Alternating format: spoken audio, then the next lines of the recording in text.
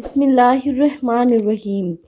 زینب پی وی کی طرف سے میں آپ لوگوں کے ساتھ طب نبوی صلی اللہ علیہ وآلہ وسلم شیئر کرنے جا رہی ہوں کہ حضرت محمد صلی اللہ علیہ وآلہ وسلم نے فرمایا، طب نبوی سے علاج کرو، پینے والی چیزوں کو کھڑے ہو کر مت پیو، کشمش بلغم کو کم کرتی ہے، اور کدو کھاؤ کیونکہ یہ سبزی دماغ کو قوت دیتی ہے جس حد تک ممکن ہو۔